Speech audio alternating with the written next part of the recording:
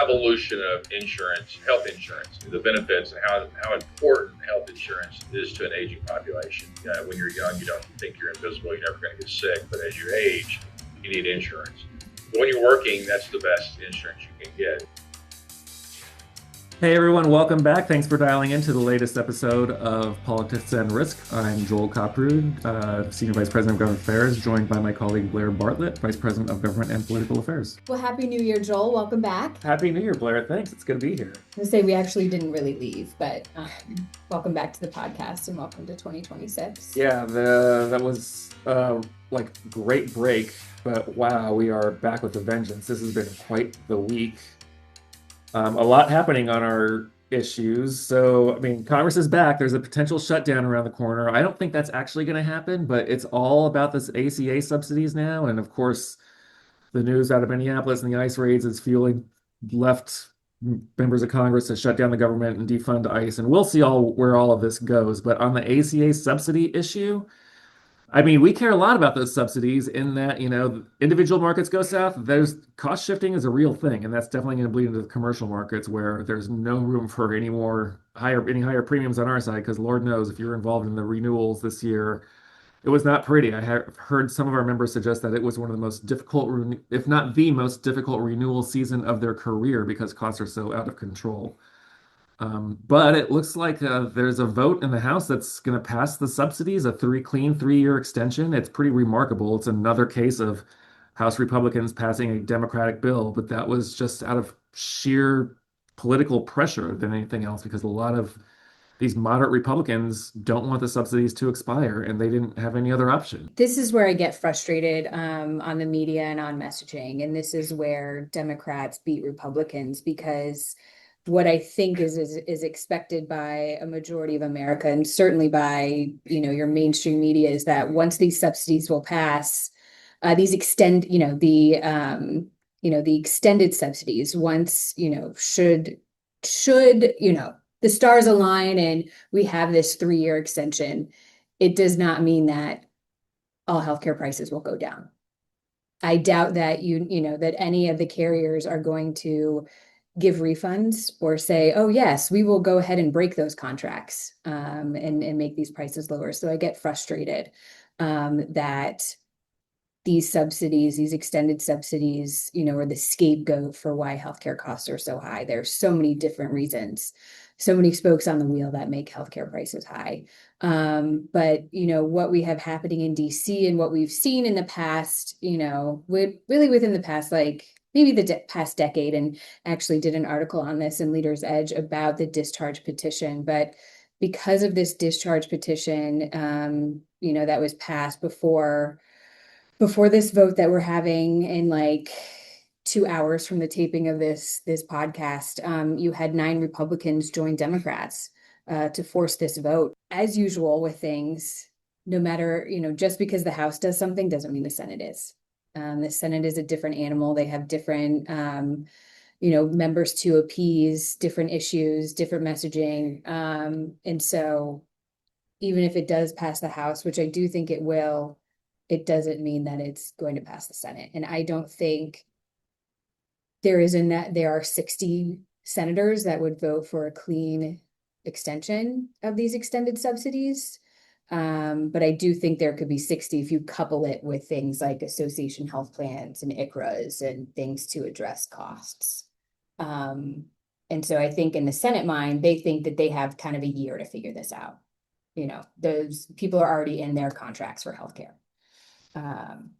Yeah, I agree with you on all of that. And if you talk to the lobbyists for the health insurance carriers, I mean, they will all tell you, look, costs are rising, not just because of the expiration of these subsidies, but also, inflation, medical inflation, the cost of prescription drugs are going up. It's all kinds of different issues. And when you have 20% of the economy based on the healthcare industry spending, it's going to be very difficult to rein in higher premiums. What freaks me out is the primary calendar for Democrats specifically. You saw this with Zohran Mamdani's win in New York City, and there are primary challengers against moderate Democrats across the country. And because of the higher premiums, because of the expiration of these subsidies, one of the number one issues in these primaries is, surprise, Medicare for all. They are pointing to the fact that Republicans are in power, and again, they are making health insurance more expensive for individuals, anyone purchasing on the exchanges. It's out of control. The private industry is not adequately serving consumers. We've seen this play out before, and we're going to see it play out again. And my fear is that it is going to create a perfect storm where, if there is Democratic control of Washington ever again, in 2028, if there's a Democrat in the White House and they control both chambers, it's not difficult to envision it won't be Medicare for all, but a public option being included in any reconciliation bill that Democrats would pass once they're in control again. Because as all of our listeners know, the costs are unsustainable. Where we're at right now is unsustainable. There are a lot of employers that are looking for an excuse to leave the market. They can't because they need to retain talent and be competitive on all of that front. But Joel Wood has a great line that I like to repeat. No one's going to be the first to leave the market, but they're not going to be the third either. And I am just very scared that as premiums get so expensive, it's just the perfect storm for Democrats to pass a public option. So we'll be talking about this for some time, but that makes me very nervous.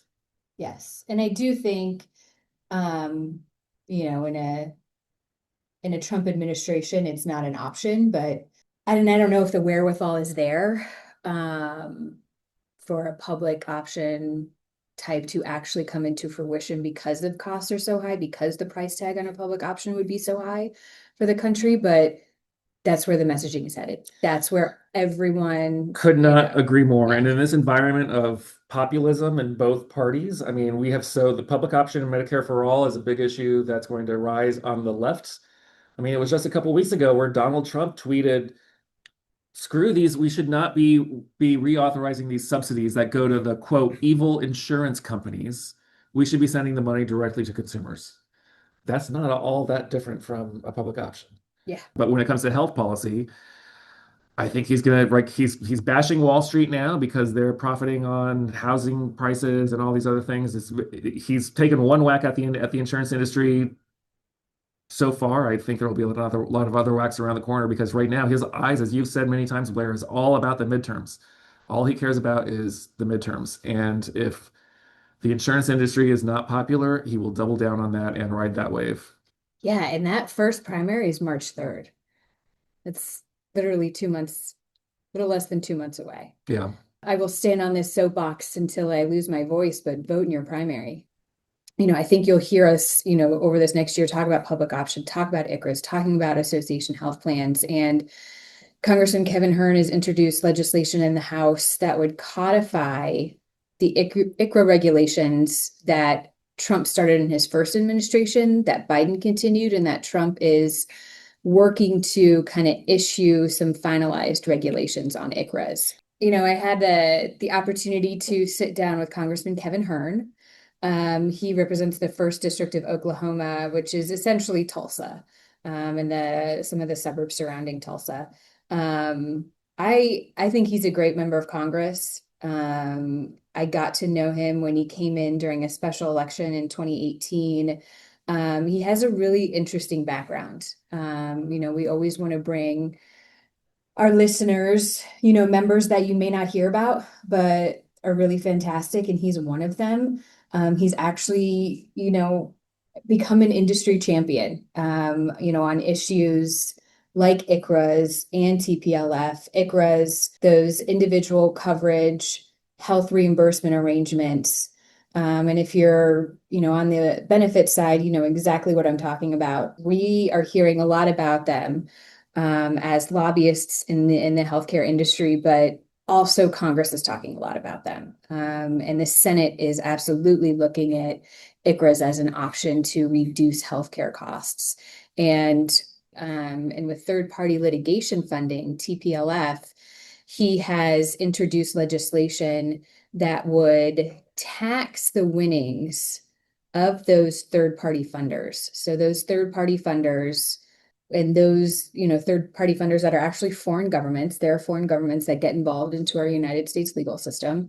Right now, say, the plaintiff wins the award, how it works is your plaintiff gets the money, The lawyers get their share, and then these third-party funders get their share. The third-party funders do not pay taxes on that money.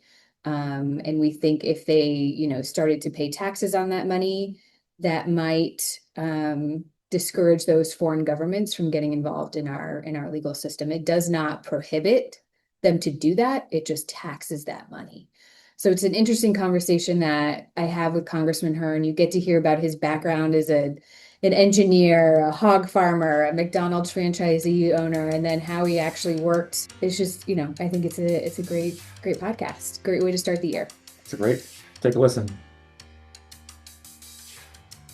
Congressman Hern, you're one of my favorite members of Congress, whether you know that or not. And it's not because your chief of staff has a Cavalier King Charles Spaniel like I do.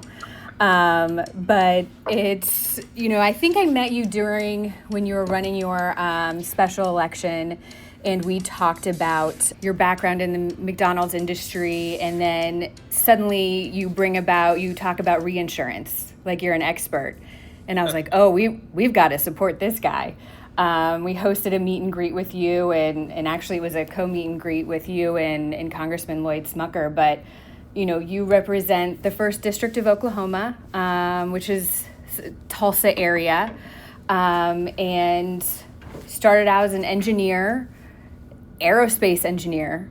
I guess doing rocket science wasn't an option, but moved into hog farming and then into McDonald's franchises. But thank you for joining us today. First of all, thanks for having me. People ask me in the business world when I got here almost 8 years ago now, what's the most fascinating thing about being in Congress? And I said, so many people talk about things they know nothing about.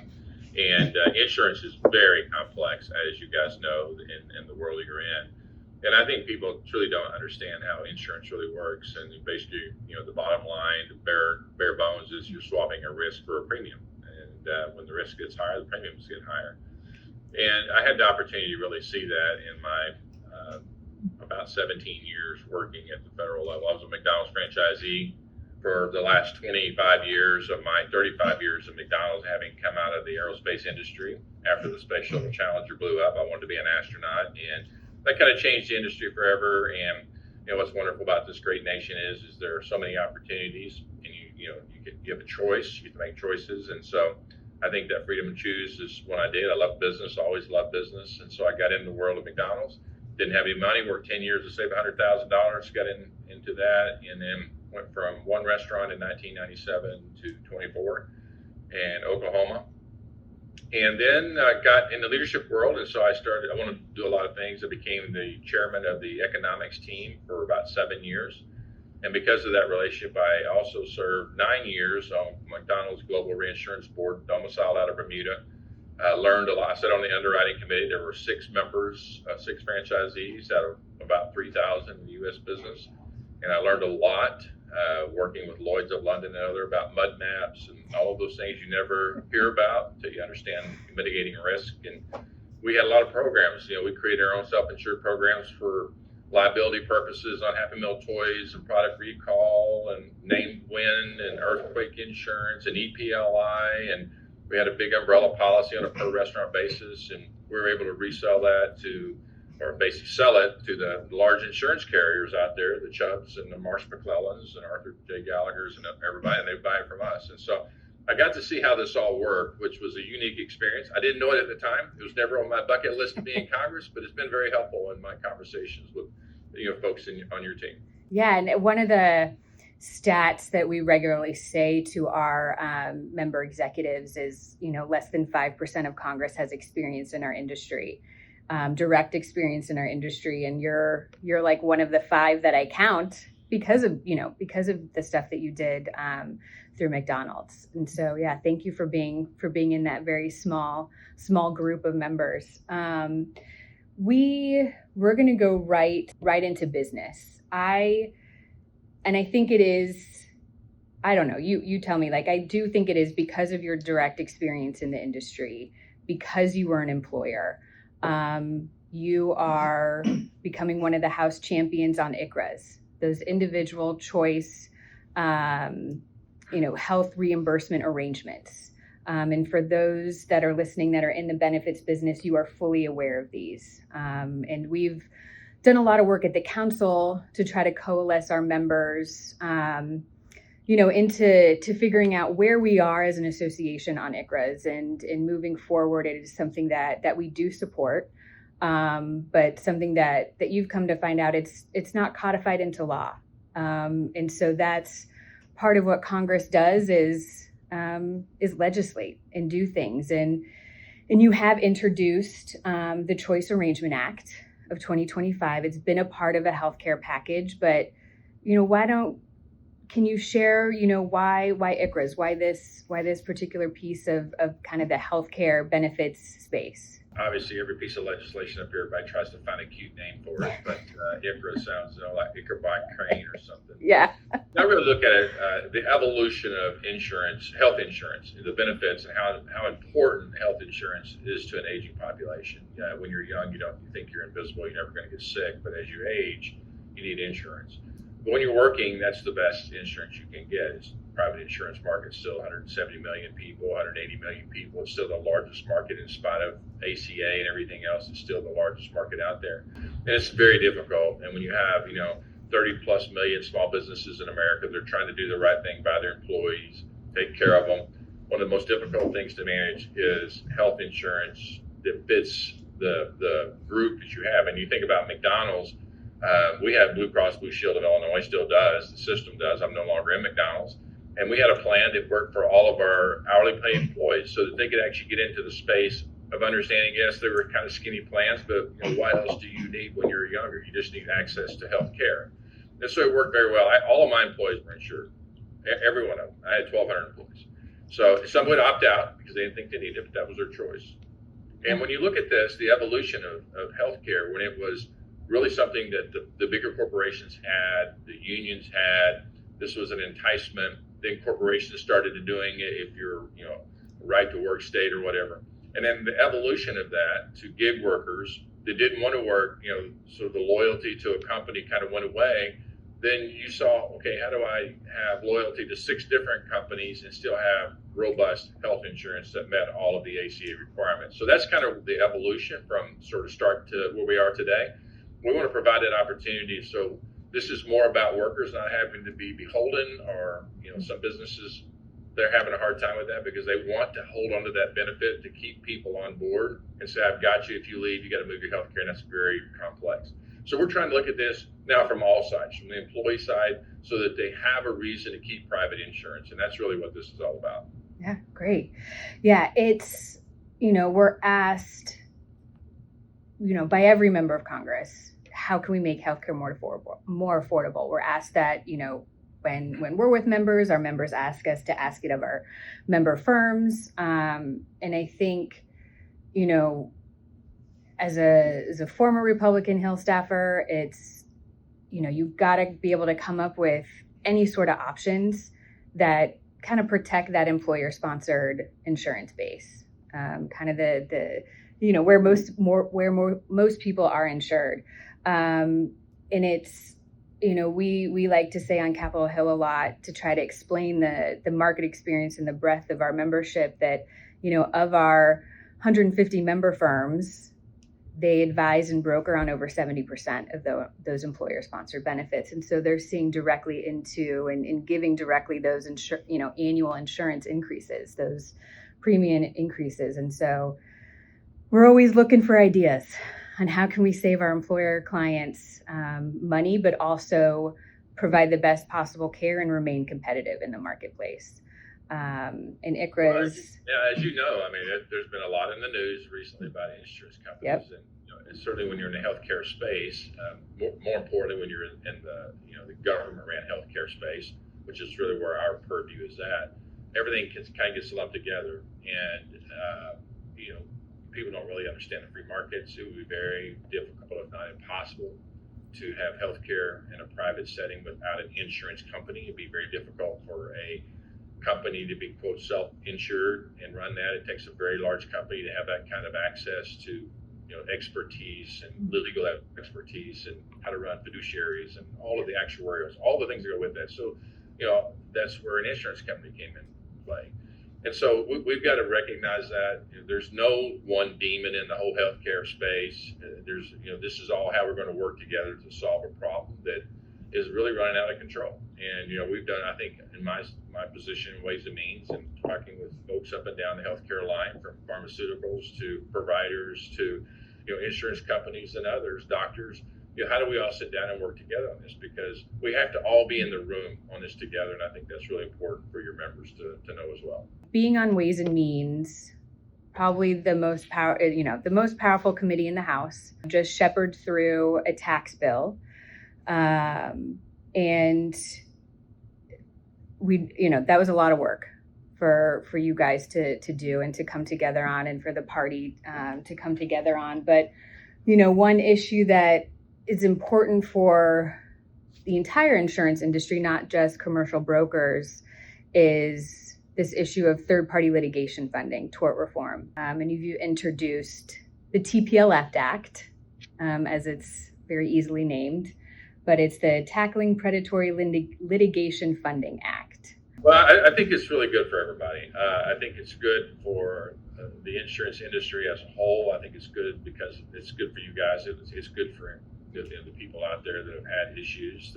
It's great for the tax base. We're protecting America from sovereign wealth funds from around the world that are coming in, investing, bringing literally hundreds of millions of dollars into these lawsuits, finding somebody that they can support. They're not having to report that to law firms that are taking those monies, so there's no transparency in the process.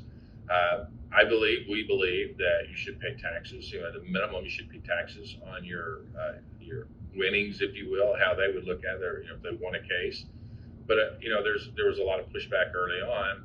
Was this going to be basically a corporate protection bill that nobody would ever be able to file a lawsuit again because they wouldn't have the money? That's just not true. If it's a legitimate claim, there'll be enough evidence out there that you don't have to go get some sovereign wealth from some Saudi wealth fund to put 10, 20, $30 million in to go make up stuff and just wear you out, and basically you get a sue and settle situation, which that's where a lot of these go, because they just get exorbitant on fees.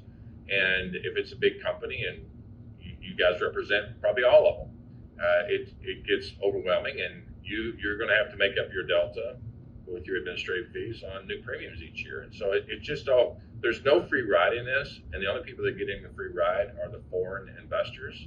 And we're going to make sure that we can do everything to do from our standpoint to make them pay. It's something that we always end this podcast with is, what is the one topic when you're at a McDonald's, when you're at the gas station, when you're at the grocery store, what's the issue you hear about the most from your constituents? Yeah, really concerned. At the end of the day, it always is about the pocketbook, the individual pocketbook. Most people are not political. They don't care what goes on in Washington, D.C., except for every 2, 4, 6 years when there's an election for a House or member of the president or senator. And so they just want to know what you did for me lately. And when you're having to work paycheck to paycheck to pay for gas, to pay for things, this cost and affordability is a Democrat word because it's very nebulous. What's affordable for Elon Musk is not affordable for us.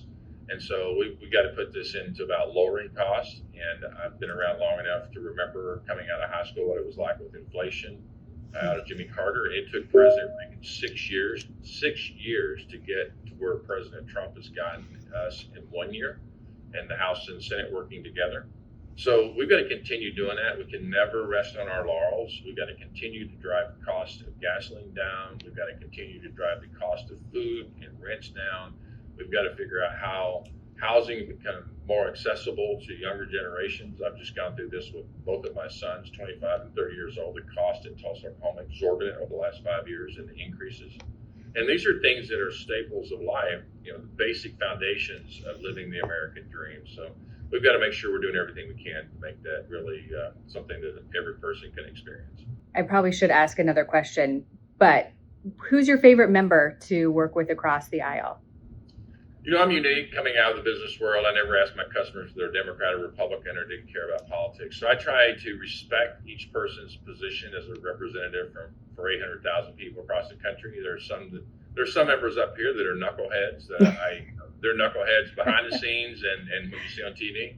But there are many good friends of mine across the aisle, from Richie Neal to Brad Schneider, Jimmy Panetti, Ami Barra. I could go on down the line, but that are very respectful. That been in my office and we've talked about policies, and we agree. Quite frankly, on 85 to 90% of the policy, or I should say that they agree with us on the policies, but having their Democratic position, that's just something they can't support. And so I get it, but we got to keep finding a way forward. The best policies out there, quite frankly, are the ones that are bipartisan, because then there's no urgency or no will to go overturn them. So the more we can do it in a bipartisan manner, as long as it's something that moves America forward, then I think we're really accomplishing what the majority of Americans want. You probably answer this question multiple times a day, but I would be remiss not to ask, what is your favorite McDonald's order? Probably bacon, egg, cheese biscuit. I'm a big breakfast guy, and I don't get to do it as often anymore, but yeah, bacon, egg, cheese biscuit.